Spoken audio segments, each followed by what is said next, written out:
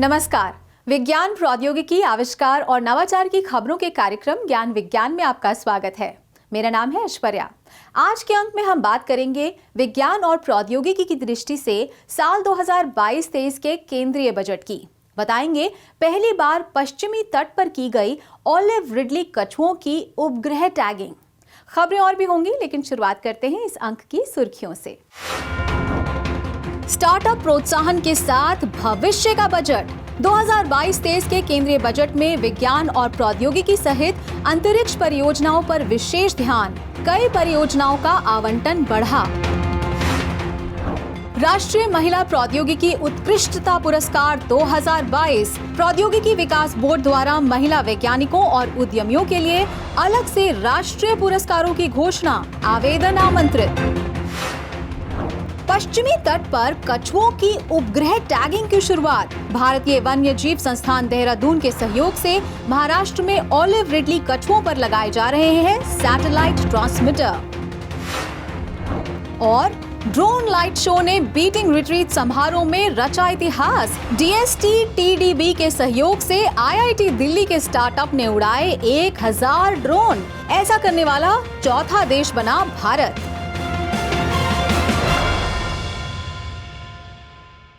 और अब खबरें विस्तार से। 1 फरवरी को केंद्रीय वित्त मंत्री निर्मला सीतारमण ने साल 2022-23 के लिए संसद में केंद्रीय बजट पेश किया। इस बजट को इस बार समेकित विकास और PM गति शक्ति जैसी दीर्घकालिक प्राथमिकताओं पर केंद्रित रखा गया। केंद्रीय विज्ञान एवं प्रौद्योगिकी मंत्री डॉक्टर जितेंद्र सिंह ने इस बजट को वैज्ञानिक दृष्टि और स्टार्टअप प्रोत्साहन के साथ भविष्य का बजट कहा है। आइए देखते हैं विज्ञान और प्रौद्योगिकी के क्षेत्र में इस बजट में क्या खास रहा। 1 फरवरी को भारत की वित्त मंत्री निर्मला सीतारमण अपने कार्यकाल का चौथा और दूसरा पेपरलेस बजट पेश करने के लिए संसद पहुंची। अपने बजट भाषण में उन्होंने केंद्रीय बजट 2022-23 को समेकित विकास, PM गति शक्ति, डिजिटल प्रौद्योगिकी को बढ़ावा देने सहित रोजगार परक मुद्दों पर केंद्रित रखा। विज्ञान एवं प्रौद्योगिकी के बजट में इस बार भी कई महत्वपूर्ण घोषणाएं की गईं। साथ ही आगामी अंतरिक्ष मिशनों को देखते हुए अंतरिक्ष विभाग के बजट में भारी बढ़ोतरी की गई है। केंद्रीय विज्ञान एवं प्रौद्योगिकी और पृथ्वी विज्ञान मंत्री डॉक्टर जितेंद्र सिंह ने इस बजट को वैज्ञानिक दृष्टि और स्टार्टअप प्रोत्साहन के साथ भविष्य का बजट कहा है। केंद्रीय बजट 2022-23 में विज्ञान और प्रौद्योगिकी मंत्रालय को कुल 14,217 करोड़ रुपए आवंटित किए गए हैं। इनमें विज्ञान एवं प्रौद्योगिकी विभाग को 6,000 करोड़ रुपए, जैव प्रौद्योगिकी विभाग को 2,581 करोड़ रुपए और वैज्ञानिक और औद्योगिक अनुसंधान विभाग को 5,636 करोड़ रुपए आवंटित किए गए हैं।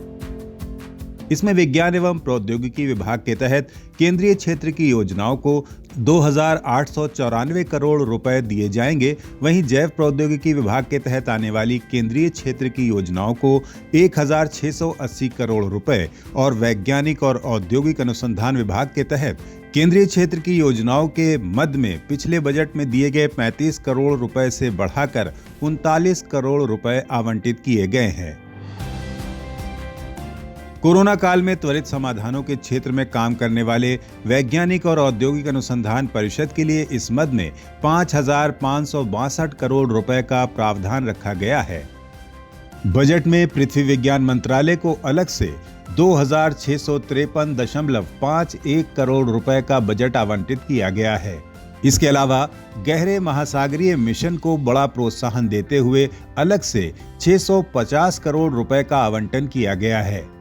समुद्र में मौजूद विशाल संसाधनों की खोज पर केंद्रित ये मिशन ब्लू इकोनॉमी को बढ़ावा देगा। जलवायु परिवर्तन और आपदाओं की चुनौतियों को देखते हुए मौसम विज्ञान विभाग के लिए पिछले बजट 469.75 करोड़ रुपए को इस बार बढ़ाकर 514.03 करोड़ रुपए कर दिया गया है। इस बजट में अंतरिक्ष विभाग को पिछले साल की तुलना में 1,000 करोड़ ज्यादा यानी 13,700 करोड़ रुपए आवंटित किए गए हैं। इस बजट से भारत के महत्वाकांक्षी मानव अंतरिक्ष मिशन गगनयान और चंद्रयान 3 के काम में गति आएगी। इसके अलावा आदित्य L1 और शुक्र ग्रह जैसे मिशनों में भी तेजी लाने का लक्ष्य है। ये मिशन अंतरिक्ष में भारत की साख को और मजबूत करने के साथ इस क्षेत्र में नए उद्योग और रोजगार बढ़ाने में मदद करेंगे। अर्थव्यवस्था विकास का आधार माने जा रहे युवा उद्यमियों को बढ़ावा देने के लिए इस बार बजट में स्टार्टअप्स के लिए टैक्स छूट में 1 साल की अवधि को और बढ़ा दिया गया है। साथ ही निर्यात प्रोत्साहन और घरेलू उत्पादन प्रोत्साहन का प्रावधान किया गया है। Eligible startups established before 31/3/20 31 मार्च 2022 से पहले स्थापित योग्य स्टार्टअप्स को निगमन के 10 सालों में से लगातार 3 सालों के लिए टैक्स छूट दी गई थी। कोविड महामारी को देखते हुए अब पात्र स्टार्टअप्स के लिए इस अवधि को 1 साल और बढ़ाने का प्रस्ताव किया गया है। Period of incorporation of the eligible startup by 1 more year. जारी स्वास्थ्य परियोजनाओं के अलावा जन स्वास्थ्य की दिशा में इस बजट में 2 डिजिटल योजनाओं का ऐलान किया गया है। आयुष्मान भारत डिजिटल मिशन के तहत राष्ट्रीय डिजिटल स्वास्थ्य परितंत्र स्थापित करने के लिए नए ओपन मंच का शुभारंभ किया जाएगा। इसके साथ ही राष्ट्रीय टेली मानसिक स्वास्थ्य कार्यक्रम का भी ऐलान किया गया है, जिसके अंतर्गत देश भर में 23 टेली मानसिक स्वास्थ्य उत्कृष्टता केंद्रों का एक नेटवर्क तैयार किया जाएगा। डिजिटल प्रौद्योगिकी को सरकारी सेवाओं में बढ़ावा देते हुए इस बजट में 2022-23 से ब्लॉकचेन तकनीक का उपयोग कर डिजिटल करेंसी शुरू करने का निर्णय लिया गया है। वहीं 75 जिलों में डिजिटल बैंकिंग इकाइयां, डिजिटल विश्वविद्यालय और कृत्रिम बुद्धिमत्ता से जुड़े स्टार्टअप, अंतरिक्ष प्रौद्योगिकी जैसी नई पहलों की भी घोषणा की गई है। Introduction of a central bank digital currency will give a boost. केंद्रीय बैंक द्वारा डिजिटल मुद्रा की शुरुआत से डिजिटल अर्थव्यवस्था को बड़ा बढ़ावा मिलेगा। डिजिटल मुद्रा से अधिक कुशल और सस्ती मुद्रा प्रबंधन प्रणाली बनेगी। इसके तहत आरबीआई द्वारा ब्लॉकचेन और अन्य तकनीकों का उपयोग करके 2022-23 से डिजिटल रुपया जारी करने का प्रस्ताव है। Reserve Bank of India starting 2022 and 23. हरित ऊर्जा के क्षेत्र में सौर क्षमता को 2030 तक 280 गीगावाट का लक्ष्य पाने के लिए उच्च प्रभावी सौर पीवी मॉड्यूलों के उत्पादन से जुड़े प्रोत्साहन हेतु 19,500 करोड़ रुपए का अतिरिक्त आवंटन किया जाएगा। टेलीकॉम सेक्टर के क्षेत्र में इस साल 5G मोबाइल सेवाओं के लिए स्पेक्ट्रम की नीलामी भी की जाएगी। प्रौद्योगिकी केंद्रित इन घोषणाओं से तकनीकी क्षेत्र से लेकर नवाचार आधारित स्टार्टअप को बल मिलेगा, जो युवाओं को रोजगार प्रदान करने के साथ देश के आत्मनिर्भर राष्ट्र बनने में मददगार होंगी।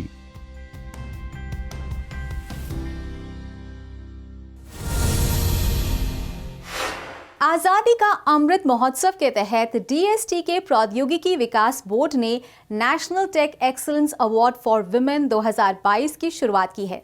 स्वदेशी प्रौद्योगिकियों के व्यवसायीकरण में महिला वैज्ञानिकों और उद्यमियों के उत्कृष्ट योगदान का सम्मान करने के लिए शुरू किए गए ये अवार्ड आगामी 8 मार्च को अंतर्राष्ट्रीय महिला दिवस के मौके पर प्रदान किए जाएंगे।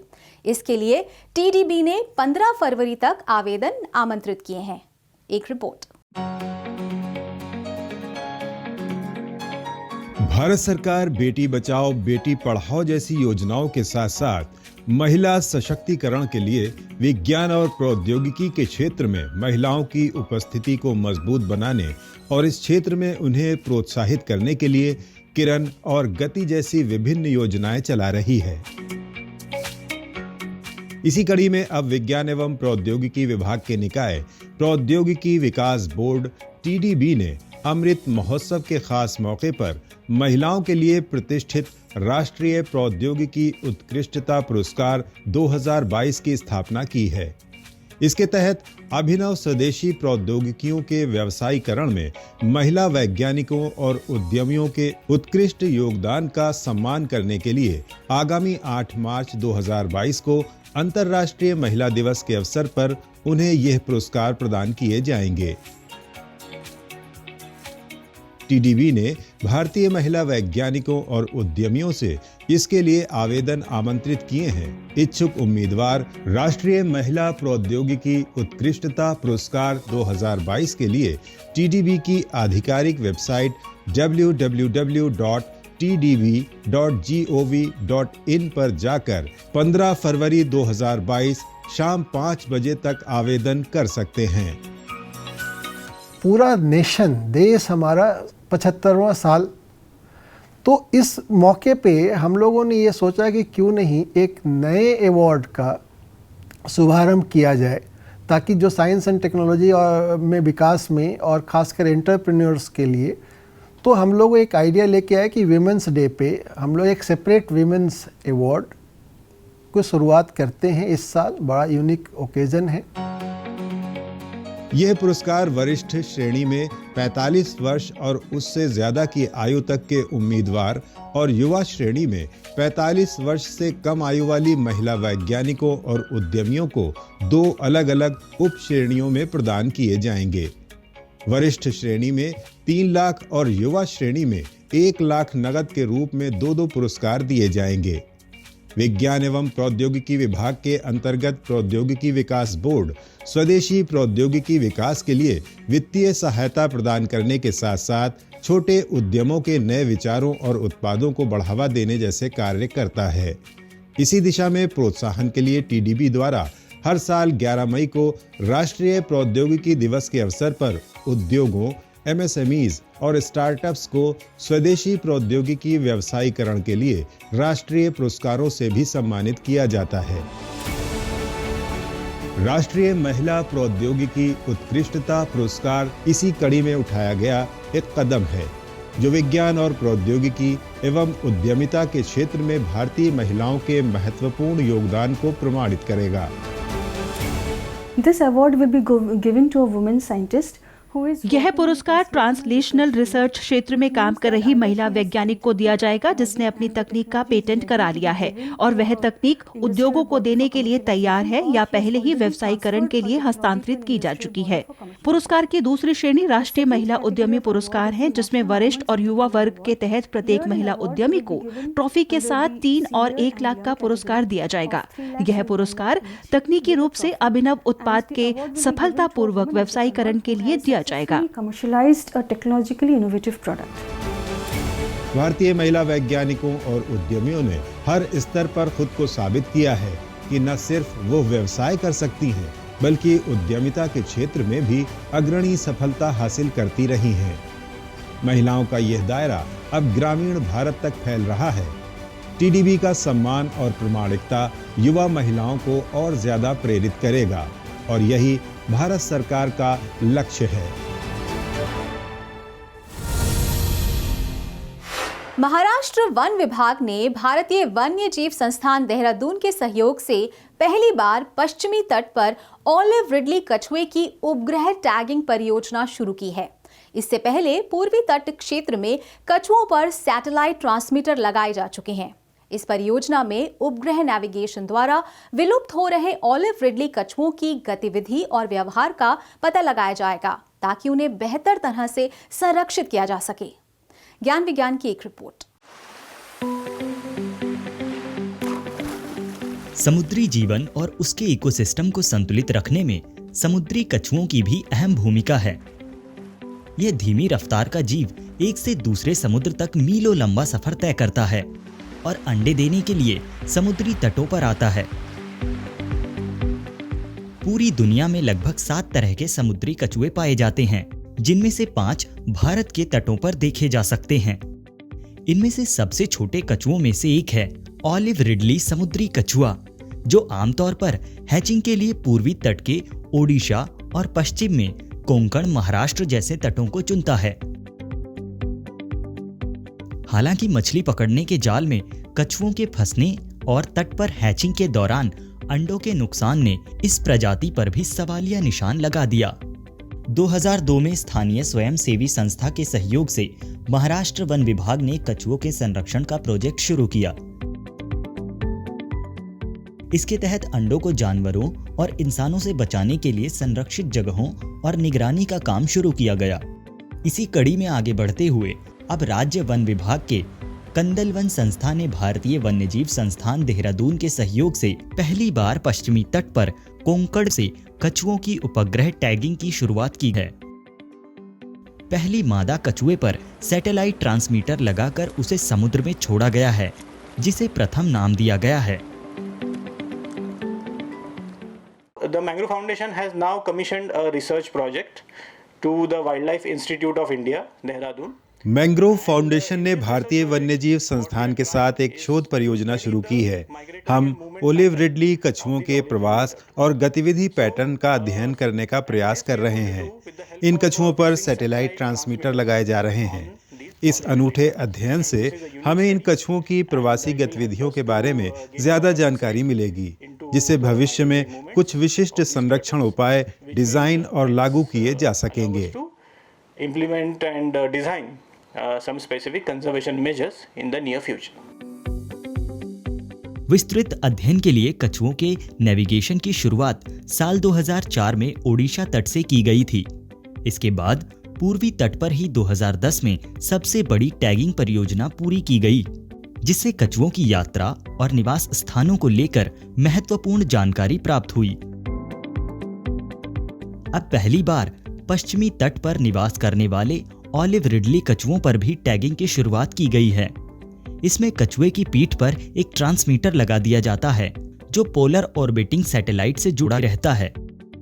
अपनी यात्रा के दौरान कछुए जैसे ही सांस लेने के लिए पानी के बाहर आते हैं या तट पर पहुंचते हैं, यह ट्रांसमीटर संदेश सैटेलाइट को भेजता है और उसकी लोकेशन का पता लग जाता है। समुद्री कछुए को तो बहुत दूर दूर तक चला जाएगा, तो उनका ट्रैक करने के लिए तो हमें एडवांस टेक्नोलॉजी का इस्तेमाल करना पड़ेगा, और वो है सैटेलाइट ट्रैकिंग थ्रू से। तो ये जो मेरे हाथ में जो डिवाइस है, ये सैटेलाइट ट्रांसमीटर बोलते हैं इसको। इसका मेजर हिस्सा है बैटरी का कंपार्टमेंट। तो ये बैटरी जब तक इसमें चार्ज है तब तक ये ट्रांसमीटर एक्टिव रहेगा। आगे एक एंटीना है और इसमें ये हर प्रोग्राम किया हुआ है कि हर वो जो शेड्यूल है उसके हिसाब से वो मैसेज देते रहेगा। तो जब भी ये कछुआ सरफेस पे आता है और ये बीप देगा, इंफॉर्मेशन मैसेज पास करेगा, सब ये सैटेलाइट उसको पिकअप करेगा और लंबे समय तक जितना मैसेजेस उसको आएगा उससे हमें इसका लोकेशन पता करके दे सकता है। जल पारिस्थितिकी संतुलन बनाए रखने के लिए कछुओं का संरक्षण बहुत जरूरी है। दुनिया भर में इन कछुओं को बचाने के प्रयास किए जा रहे हैं। ओडिशा के बाद महाराष्ट्र का कोंकण तट इस दुर्लभ कछुए के प्रजनन का अनुकूल क्षेत्र माना जाता है। खास बात यह है कि लगभग 30 साल बाद भी कछुए ठीक उसी जगह पर अंडे देने आते हैं जहां पर उनका जन्म हुआ होता है। ऐसे में इन तटों को संरक्षित और सुरक्षित रखना जरूरी है। इस कड़ी में अन्य उपायों के साथ साथ उपग्रह टैगिंग से इन कछुओं के समुद्री प्रवास और मार्ग की पूरी जानकारी पश्चिमी तट पर भी इनके संरक्षण में काफी मददगार साबित होगी।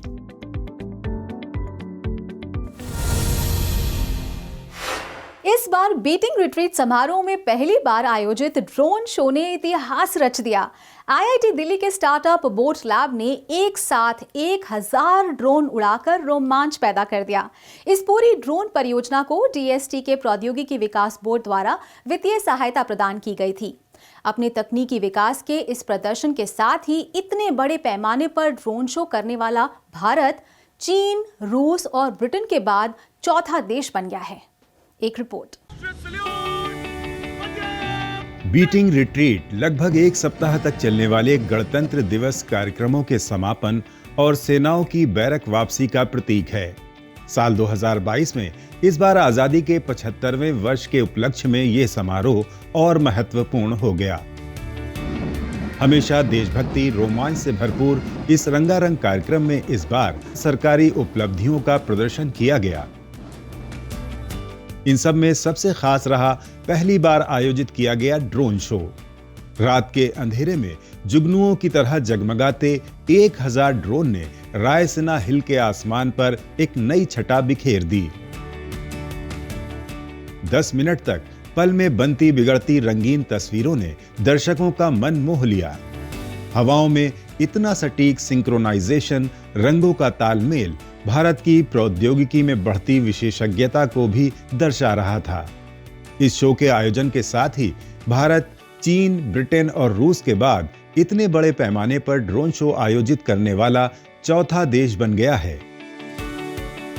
ड्रोन शो का सारा श्रेय जाता है भारतीय प्रौद्योगिकी संस्थान दिल्ली की startup company boat lab dynamics private limited को। ड्रोन और इंटेलिजेंस वाहनों के डिजाइन और प्रौद्योगिकी विकास में देश के इस अग्रणी स्टार्टअप को विज्ञान एवं प्रौद्योगिकी विभाग द्वारा देश के टॉप 10 स्टार्टअप में चुना जा चुका है। बीटिंग रिट्रीट में ड्रोन शो परियोजना के लिए डीएसटी के प्रौद्योगिकी विकास बोर्ड ने स्टार्टअप को वित्तीय सहायता प्रदान की, जिसकी मदद से बोट लैब टीम 6 महीने में 1000 ड्रोन का एक फ्लीट यानी झुंड ड्रोन विकसित करने में सक्षम हुई। इसके लिए पूरी तरह स्वदेशी ड्रोन से निर्मित रूप बदलने वाली झुंड प्रणाली यानी रिकॉन्फिगरेबल स्वार्मिंग सिस्टम डिजाइन किए गए। शो से पहले केंद्रीय विज्ञान एवं प्रौद्योगिकी और पृथ्वी विज्ञान मंत्री डॉक्टर जितेंद्र सिंह ने स्टार्टअप के संस्थापकों और इंजीनियरों से मुलाकात भी की और 29 जनवरी की शाम इन युवा इंजीनियरों ने राष्ट्रपति भवन पर एक नया इतिहास रच दिया। भारत सरकार लगातार देश को स्टार्टअप इकोसिस्टम का ग्लोबल हब बनाने के लिए इस तरह के नवोन्मेषी और टिकाऊ स्टार्टअप को प्रोत्साहन देने का काम कर रही है। ड्रोन आज की अत्याधुनिक प्रौद्योगिकी का सटीक उदाहरण है जो हर क्षेत्र में आसानी और तेजी पैदा कर रहा है। आने वाले दशकों में यह तकनीक महत्वपूर्ण भूमिका निभाएगी।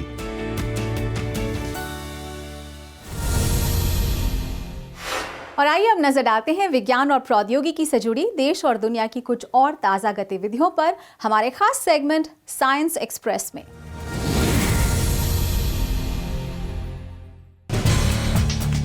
केंद्रीय विज्ञान एवं प्रौद्योगिकी और पृथ्वी विज्ञान मंत्री डॉक्टर जितेंद्र सिंह ने कहा है कि सरकार सामान्य रूप से भविष्य की ऊर्जा सामग्री में अनुसंधान और नवाचार को बढ़ावा देने के प्रयास कर रही है। माननीय मंत्री ने लोकसभा में एक प्रश्न का जवाब देते हुए कहा कि खास तौर से aluminium ion battery, sodium ion battery, polymer battery और ग्रेफीन आधारित बैटरी पर जोर दिया जा रहा है। इस दिशा में विज्ञान एवं प्रौद्योगिकी विभाग 42 स्वदेशी तकनीकी परियोजनाओं को समर्थन कर रहा है। साथ ही नीति आयोग ने प्रौद्योगिकी संस्थानों में मानव संसाधन और देश में इलेक्ट्रिक मोबिलिटी इकोसिस्टम अपनाने में तेजी लाने के लिए विश्व स्तरीय इंफ्रास्ट्रक्चर और नवाचार कार्यक्रम पर ध्यान केंद्रित किया है। वहीं डीएसटी का international advance research centre for powder metallurgy and new materials ARCI sodium ion battery के विकास और लिथियम आयन बैटरी की इलेक्ट्रोड सामग्री उत्पादन की स्वदेशी प्रौद्योगिकियों पर काम कर रहा है। इसरो भी ग्रेफाइट आधारित सामग्री और लिथियम आयन सेल्स के स्वदेशीकरण पर काम कर रहा है। परमाणु ऊर्जा विभाग ने स्वदेशी रूप से संश्लेषित इलेक्ट्रोड सामग्री का उपयोग कर सोडियम आयन कॉइन सेल का निर्माण किया है। भारतीय वैज्ञानिकों ने पेरोवस्काइट सौर सेल आधारित टाइटेनियम डाइऑक्साइड नैनोरॉड की स्थिरता और दक्षता बढ़ाने के लिए एक नई प्रक्रिया तैयार की है। ये प्रक्रिया स्थिर प्रकाश हार्वेस्टिंग सक्रिय परत के साथ सोलर सेल विकसित करने में मदद करेगी। डीएसटी के स्वायत्त संस्थान ARCI के वैज्ञानिकों ने टाइटेनियम डाइऑक्साइड नैनोरॉड की लंबाई तथा छिद्रता में बदलाव किए हैं। इलेक्ट्रोड में जो अनगिनत छिद्र होते हैं वो पेरोवस्काइट इन्फिल्ट्रेशन और संवेदीकरण करने में महत्वपूर्ण भूमिका निभाते हैं। दो टाइटेनियम डाइऑक्साइड नैनोरॉडों के बीच अंतर छिद्र की दूरी फोटो इलेक्ट्रोड छिद्रता से तय होती है। जैसे जैसे नैनोरॉड की लंबाई बढ़ती जाती है, छिद्रता में भी परिवर्तन आता है। वैज्ञानिकों ने टाइटेनियम डाइऑक्साइड नैनोरॉड के ढांचे को नियंत्रित कर PSC के बिजली में बदलने की दक्षता को बढ़ा दिया है। इस शोध के नतीजे journal of alloys and compounds में प्रकाशित किए गए हैं।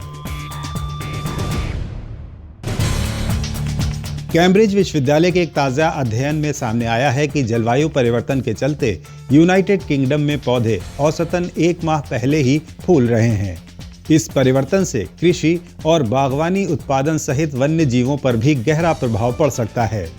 शोधकर्ता दल ने 18वीं सदी के मध्य के रिकॉर्ड और नागरिक विज्ञान डेटाबेस का उपयोग कर प्राकृतिक कैलेंडर के आधार पर 406 पौधों की प्रजातियों के 4 लाख से ज्यादा अवलोकन किए। पाया गया कि 1987 से 2019 तक औसत पहला फूल आने की तिथि 1753 से 1986 तक की औसत तिथि से पूरा 1 महीना पहले हो चुकी है। यह अवधि मानवीय गतिविधियों से ग्लोबल वार्मिंग में आई तेजी से मेल खाती है। इकोलॉजिकल मिसमैच के रूप में इससे जैव विविधता को नुकसान हो सकता है।